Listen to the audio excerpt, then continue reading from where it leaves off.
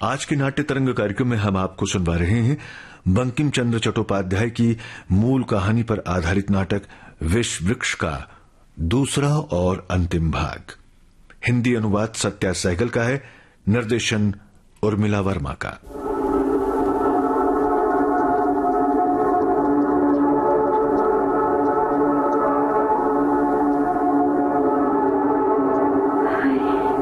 मेरे कोई नहीं, सब मर गए। पहले माँ मरी, फिर भाई मरा, बाबा मरे, लेकिन मैं क्यों नहीं मरी? अगर मरी नहीं तो यहाँ क्यों आई? अच्छा, मरने से ही सब बखेड़ा मिट जाएगा क्या? मैं मर नहीं सकती? हाँ, मर सकती हूँ। कैसे? पानी में डूबकर? हाँ, तब मैं तारा बनूंगी। मैं सबको देख सकूंगी और मुझे कोई नहीं पहचानेगा। उन्हें भी रोज रोज देखूंगी, मगर किन्हें? क्या मैं उनका नाम नहीं ले सकती? क्यों नहीं ले सकती? यहाँ कौन सुनता है? नागेंद्र। एक बार क्या 1000 पढ़ लूंगी। नगेंद्र नगेंद्र नगेंद्र। मेरे नगेंद्र, मेरे जीवन के जीवते नगेंद्र। लेकिन नहीं, वे मेरे नहीं, वे तो सूर्यमुखी के हैं। केवल नाम लेने से ही क्या वे मेरे हो गए? मेरा कोई नहीं है, कोई नहीं। मैं जरूर मरूंगी, इस तालाब में कूदकर अभी मरूंगी। कुंद? कौन हो आप? इस अंधेरे में कहाँ जा रही हो कुंद? क्या कमल के साथ कलकत्ता जा रही हो कुंद? मैं कुंद, रोती क्यों हो? केवल इतना बता दो, क्या अपनी इच्छा से कलकत्ता जा रही हो? सुनो कुंद, रो नहीं। मेरी एक बात सुनो, विधवा विवाह प्रचलित हो गया है। मैं तुमसे जब चाहो विवाह करने को तैयार हूँ। ऐसा नहीं हो सकता। क्यों? क्या तुम इसे शास्त्र के विरुद्ध मानती हो? नहीं। तो फिर हाँ कह दो कुंद, जल्दी से हाँ कह दो। क्षमा कीजिए, मैं... कुंद, तुम नहीं जानती जिस दिन से तुम आई हो मैं किस प्रकार का कष्ट झेल रहा हूँ। मुझे एक पल के लिए भी चैन नहीं। अपने दिल और दिमाग को वश में रखने का मैंने लाख प्रयत्न किया, लेकिन ऐसा लगता है कि अब मेरा कुछ भी मेरे अपने वश में नहीं है। मैं जानता हूँ सूर्यमुखी मुझे हृदय से चाहती है, मैं उसके प्रति अन्याय कर रहा हूँ, मगर क्या करूँ? तुमको हृदय से हटा नहीं सकता। मैं तुमसे किसी भी तरह अलग नहीं रह सकता। तुम किसी भी तरह अलग नहीं रह सकता। इसी के लिए मद्यपान भी शुरू किया, लेकिन फिर भी ये कष्ट दिन पर दिन बढ़ता ही जा रहा है। मुझे ये सब सुनाकर क्या लाभ होगा? मैं तो... ओहो, तुम ही बताओ कुंद, मैं क्या करूं? खैर कोई बात नहीं, सोच कर जवाब देना। अभी मैं चलता हूँ। नहीं, ऐसा कदापि नहीं हो सकता। वे मुझे प्यार करते हैं तो क्या, मैं इनकी गृहस्थी में आग नहीं लगाऊंगी। दीदी ने मुझे कितना प्यार किया है, मेरी हर सुख सुविधा का ध्यान रखा है। मैं उनके साथ विश्वासघात नहीं करूंगी। मैं अभी ये घर छोड़कर चली जाऊंगी। मगर कहाँ? मेरा कौन ठिकाना है? लेकिन कहीं भी हो, मगर अब यहाँ नहीं रहूंगी।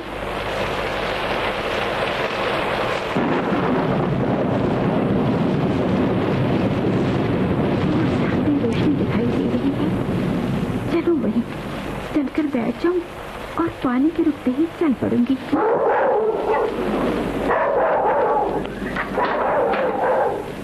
अरे तू कौन है? बोलती क्यों नहीं? मैं कहती हूँ जल्दी बता, नहीं तो यहाँ से दूर हो। आंधी पानी के कारण कुछ देर रुक गई हूँ, थोड़ी देर में चली जाऊंगी। स्वर तो तुम्हारा परिचित सा जान पड़ता है। अच्छा अंदर आ जाओ।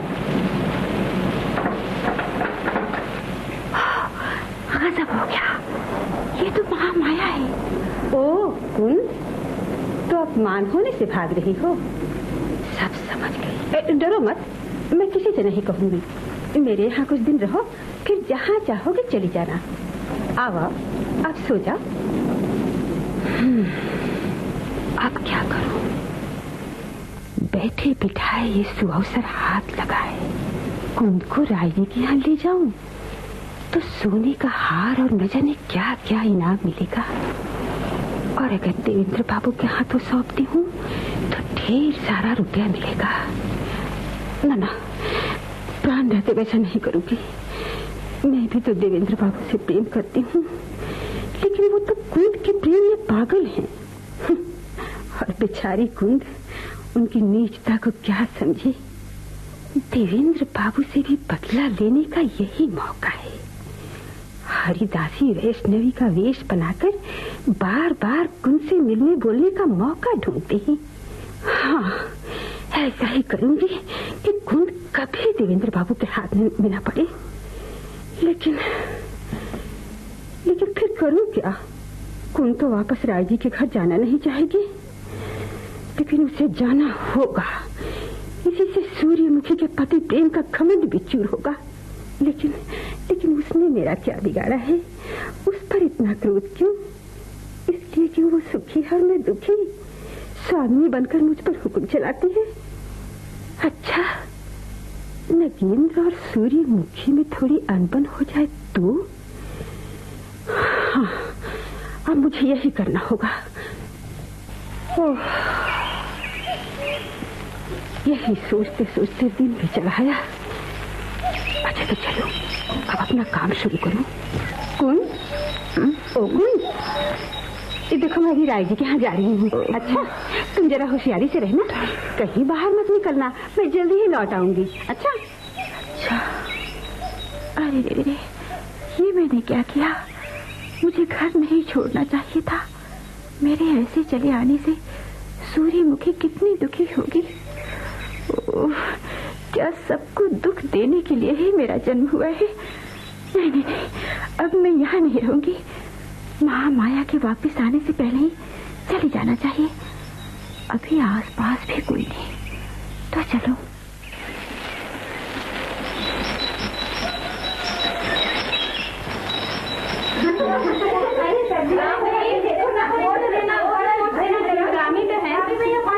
आज मेरा जी अच्छा नहीं, जरा मेरा काम तुम ही संभाल दो। अरे हाँ, संभाल लूंगी, सब्जी करूंगी। दोनों एक ही माली की तो मजदूरी करती हैं। और फिर क्यों री रानी, तेरी ये मजाल कि तू मुझे गाली दे?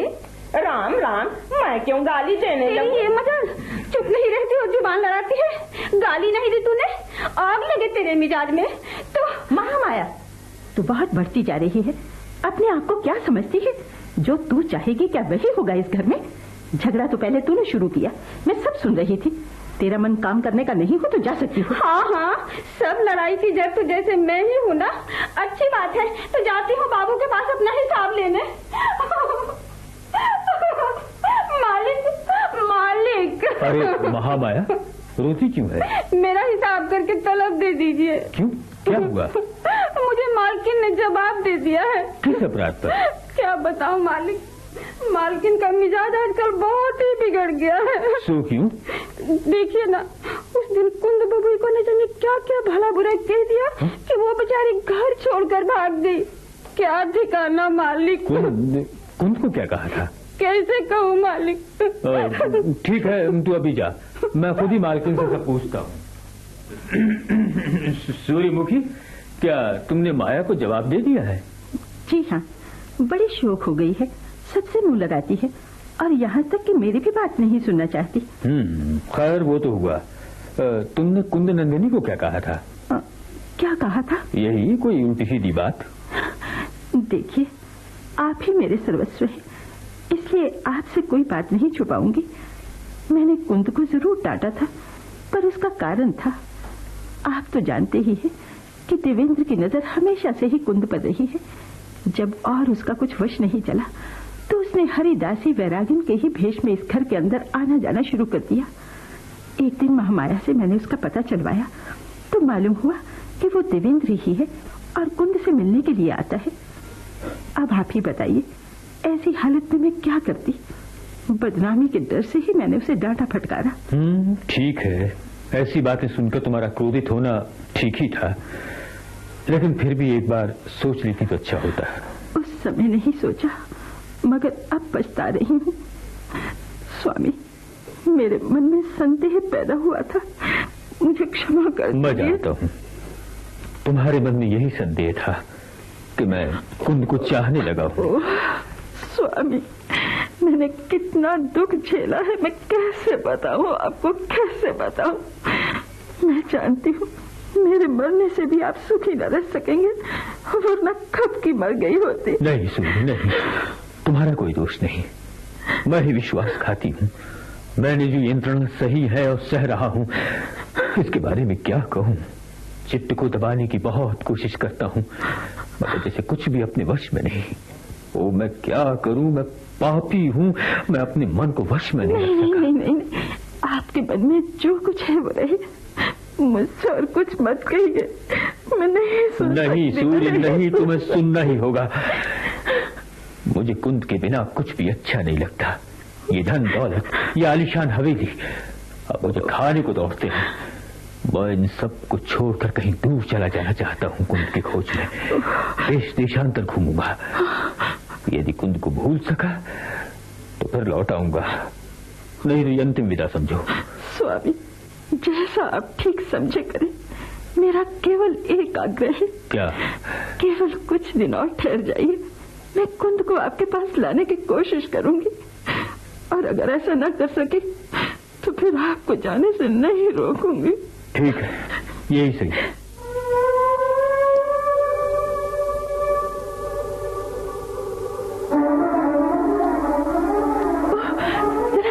खिड़की के उस पार तो देखिए, मालूम होता है कोई छुप कर खड़ा है। कौन हो सकता है? मैं बाहर चलकर देखती हूँ।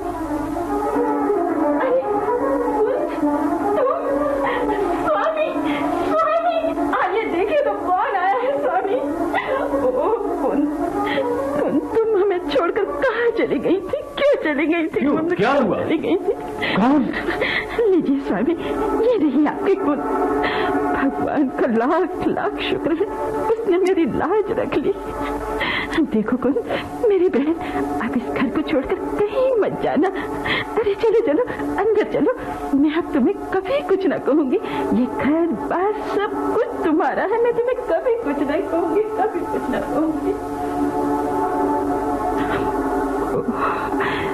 मेरा प्रण आज पूरा हुआ। मैं जानती हूँ अब स्वामी को मुझसे कुछ सुख मिलने को नहीं, मगर मेरे जीते जी वो किसी दूसरे के हो जाए, ये भी तो नहीं सह सकती। तब क्या करना होगा?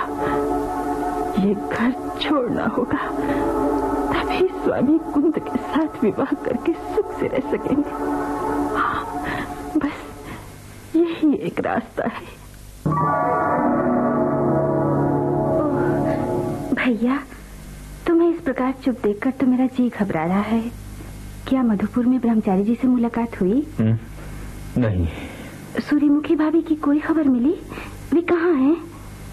स्वर्ग में। नहीं नहीं, ऐसा मत कहो भैया, अशुभ मत बोलो। हाँ कमल, यही बात है। मधुपुर में ब्रह्मचारी जी तो नहीं, हाँ एक और सज्जन मिले। उन्होंने बताया कि ब्रह्मचारी के बाहर जाने के बाद जिस घर में सूर्यमुखी बीमार पड़ी थी, उसी में आग लग गई और अनुमान है कि वो उसी में जल मरी। ओ कमल, अब सूर्य कभी नहीं आएगी, मुझसे ये दुख सहा नहीं जाता। धैर्य धरो भैया, लेकिन आश्चर्य की बात है कि तुम्हारी ब्रह्मचारी जी से भेंट न हुई, क्योंकि इनका पत्र आया है भैया, और इसमें लिखा है कि ब्रह्मचारी जी कलकत्ता आए थे। इनसे सब बातचीत करने के बाद वो तुमसे मिलने मधुपुर गए हैं। क्या उसने सूर्यमुखी के बारे में भी कुछ लिखा है? हाँ, वो फिर बताऊंगी, पहले खाना खा लो भैया।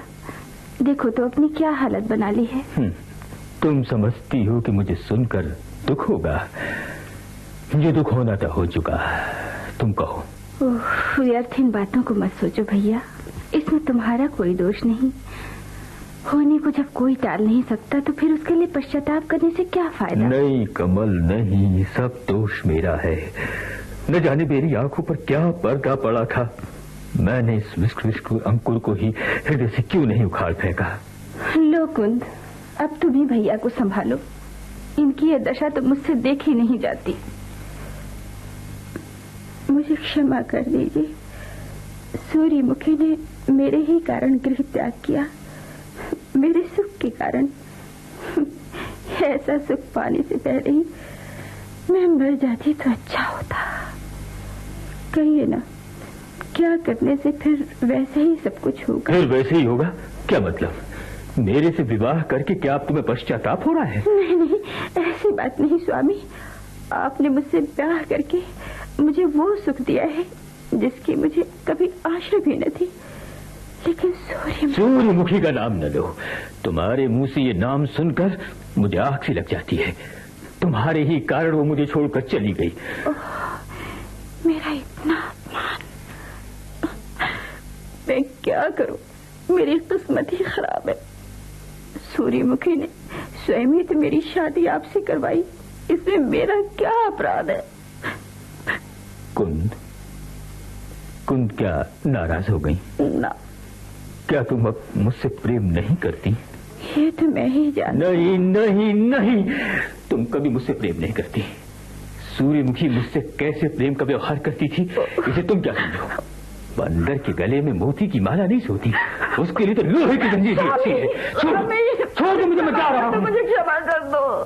कहाँ जाइएगा? अपनी दूरी के कमरे में। अब मुझे और कहीं शांति नहीं मिलेगी, कहीं शांति नहीं मिलेगी। मालकिन, अरे मालकिन, रोती क्यों हो? ये क्या तकिया भी भींगा है?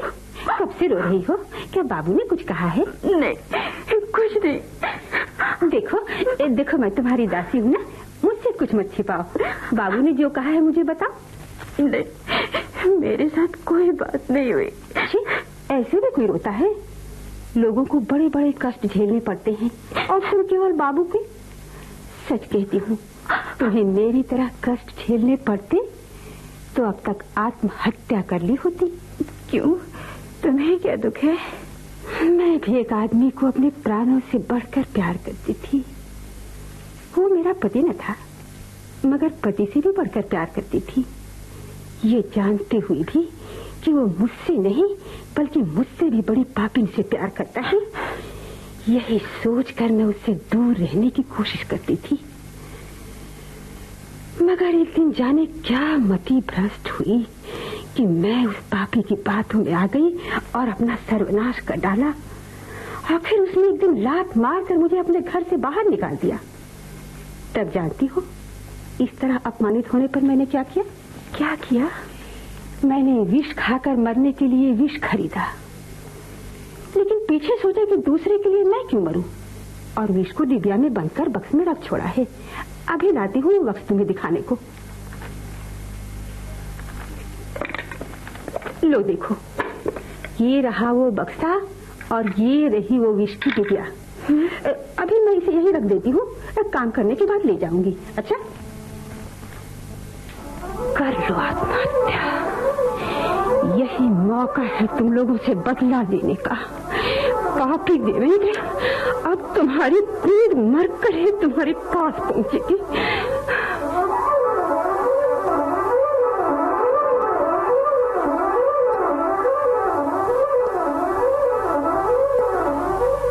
सूर्य, प्यारे सूर्य, तुम कहाँ हो? आ जाओ, आ जाओ, धिक्कार है मेरे जीवन को। हाँ, कौन है? मैं पूछता हूँ, कौन है बाहर? अरे, ये तो किसी स्त्री की छाया है, बिल्कुल मेरी सूर्य से मिलती जुलती है। हाँ, सूर्यमुखी ही तो है। मत जाओ सूर्य, मैं आ रहा हूँ। सूर्यमुखी! हाँ, ये मेरे सर के नीचे तकिया कहाँ से आया? नहीं नहीं, ये तो किसी की जांघ है। अंधेरे में कुछ भी तो दिखाई नहीं देता। हाँ? तुम कौन हो? रोती क्यों हो? नहीं जवाब दोगी तो मैं उठ कर देखता हूँ। अरे अरे तुम चली कहाँ? ठहरो ठहरो, तुम देवी हो, मानवी हो या जो कुछ भी हो, मुझसे एक बार बोलो तो सही, नहीं तो मैं मर जाऊंगा। सूर्य, मेरी सूर्य, कुंद तुम कब आई जानती हो? आज रात पर मैंने स्वप्न में सूर्यमुखी को देखा। ओ कैसा सुखद स्वप्न था। मैं सूर्यमुखी की गोद में सोया हूँ। कुंद काश तुम सूर्यमुखी हो सकती, तब मेरे सारे कष्ट मिट जाते। अगर ऐसी बात है तो मैं वही अभागिन हूँ, आपकी दास। सूर्य, मेरी सूर्य, नहीं नहीं, वो इस दुनिया में नहीं है। अरे होश में आइए स्वामी, मैं वही हूँ, आपकी सूर्यमुखी। ओह, क्या मैं पागल हो गया हूँ? क्या तुम सचमुच सूर्यमुखी हो? क्या तुम जीती हो? मरी नहीं? नहीं, ये झूठ है, ये झूठ है। तुम मुझे चल रही हो, तुम मुझे चल रही हो। उठिए स्वामी, जल्दी से उठिए। मैंने आपके लिए बहुत ही कष्ट सहे हैं। मैं आपको दुखी नहीं देख सकती, शायद इसीलिए मैं मर भी नहीं सकी। फिर से आपकी सेवा करने के लिए आ गई। देवी सूर्य, तुम सचमुच आ गई। सुनो, अब मुझे छोड़कर कहीं मत जाना, कहीं मत जाना। कमल, कमल देखो कौन आया है। वो औरत कौन है? अरे पहचानती नहीं, हमारे राजभवन की लक्ष्मी लौट कर आई। अब तुम्हारा दिमाग ठिकाने आएगा। अरे जा देख लूंगी कौन किसे ठीक करता है। कमल, कुंद कहाँ है? अपने कमरे में। तो चलो उसे देखा मैं। उस बेचारी का क्या दोष, अब वो मेरी छोटी बहन है। हाँ चलो भाभी। वो भी बेचारी बहुत दुखी है, अपने किए पर पछताती है, रोती है। अरे रामदी, ओ रामदी, अरे कोई है? दौड़ो जल्दी, भैया को यहाँ भेज दो। रामदी, अरे रामदी, मालिक आपको दीदी जी बुलाती। क्यों, क्या हुआ? नहीं मालूम मालिक। वे लोग हैं कहाँ? उधर छोटी मालकिन के कमरे में मालिक। चल। सूर्यमुखी, क्या हुआ? क्या बताऊं, सर्वनाश हो गया। मेरे भाग्य में ही सुख नहीं बना, वरना ऐसा क्यों होता? ओ आखिर हुआ क्या? कुछ कहो भी तो। मेरा मनोरथ मिट्टी में मिल गया स्वामी। कुंद ने जहर खाया। ये पीछे पता चलेगा, पहले उसके पास जाकर बैठिए, मैं डॉक्टर को बुला भेजती हूँ। मगर इसे जहर लाकर दिया किसने? ये जरूर उस चुड़ैल महामाया का काम है। महामाया कहाँ है? सुबह मालकिन को देखकर ही न जाने कहाँ भाग गई। मैंने मुंशी जी से कहा तो वो उसे ढूंढ कर लाने गए। वो कौन चिल्लाती हुई आ रही है? वही कल मुही महामाया ही तो है। मैंने बदला ले लिया, सबसे बदला ले लिया। ऐसा बदला? तुम्हारा उसने क्या बिगाड़ा था? तुमने उसे जहर क्यों दिया? क्यों दिया बताओ। वो विष मैं अपने लिए लाई थी, लेकिन मैंने नहीं खाया। सोचा उस पापी देवेंद्र को, हरिदासी वैष्णवी जिसने मेरा सर्वनाश किया है, उसे दूंगी। कुंद के पीछे दीवाना था, इसी से उसने मुझे दुत्कार दिया। मेरी सारी मुसीबतों की जड़ ये कुंद ही थी, इसी से मैंने उसे विष दे दिया।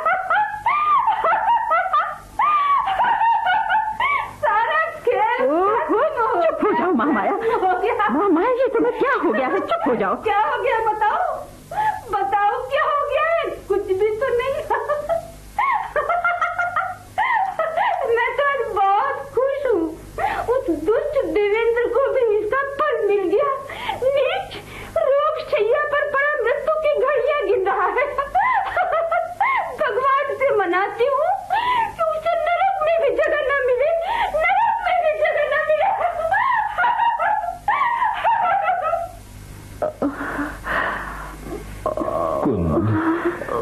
कुंद, तुमने क्या किया? मैंने क्या अपराध किया है? मुझे क्यों छोड़कर जा रही हो कुंद?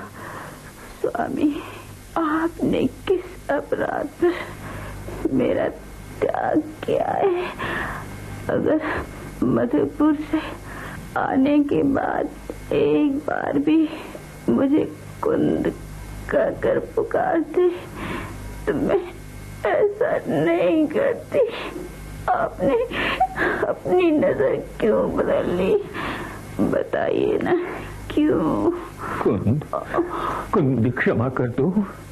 आप भी सोचेंगे स्वामी, आज कुंद को इतनी बातें कहाँ से आ गई, लेकिन क्या करूं, अंतिम समय है, फिर ऐसा मौका कहाँ पाऊंगी? नहीं। बोलिए, कुछ तो बोलिए।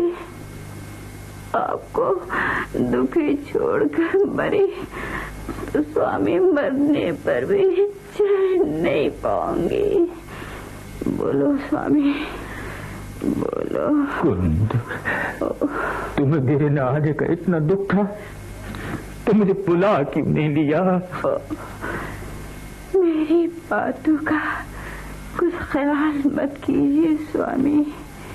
मैंने तो हमेशा से यही कामना की है कि बहन के लौटते ही आपको उन्हें सौंप कर प्राण त्याग कर दूंगी। नहीं। मगर क्या करूं, आपको देखकर मेरी मरने की इच्छा नहीं होती। नहीं, ऐसा मत कहो। मैं तुम्हें मरने नहीं दूंगा। तुम मुझे छोड़कर नहीं जा सकती। स्वामी, आपसे बात करने का मेरा हौसला पूरा न हुआ। मैं आपको देवता समझती थी। कभी मुंह खोलकर कुछ कहने का साहस नहीं हुआ। स्वामी, मेरा मनोरथ मन में ही रहा। मेरा शरीर अब सन्न होता जा रहा है। नहीं,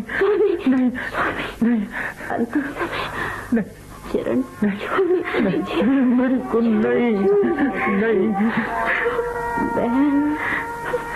बहन सूरजमुखी, दीदी, मैं यहाँ हूँ, तुम्हारे पास आके खोलो कुंद। दीदी, अब समय नहीं है दीदी, पैरों की धूल दो। मैं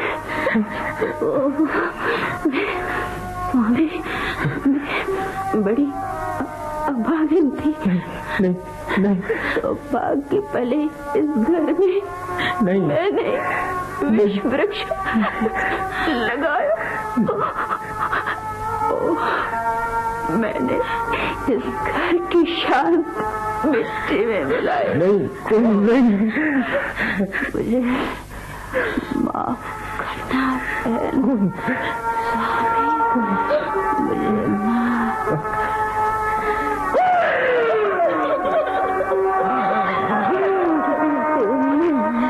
क्यों चली गए? तुम क्यों चली गए?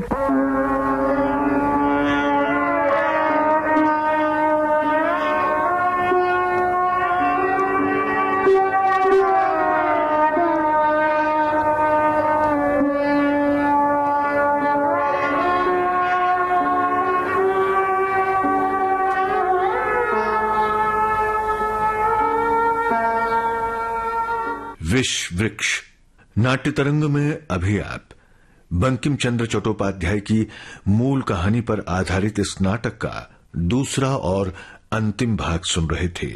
हिंदी अनुवाद सत्या सहगल का था और निर्देशन उर्मिला वर्मा का। अब आज का नाट्य तरंग कार्यक्रम संपन्न होता है।